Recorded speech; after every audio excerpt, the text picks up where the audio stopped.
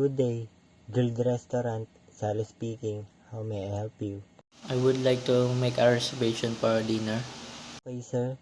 For what day would that be? For next Friday, April 12. Okay, sir. May I know your name and contact number, please?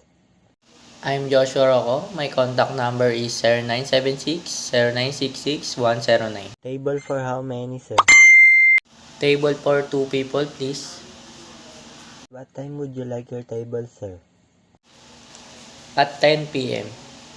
Where would you like to sit, sir? Smoking or non-smoking area? Non-smoking area, please. I repeat the table reservation details, sir. Your reserve date is next Friday, April 12, 10 p.m. A table for two, and you prefer non-smoking area in the name of Joshua Rocco.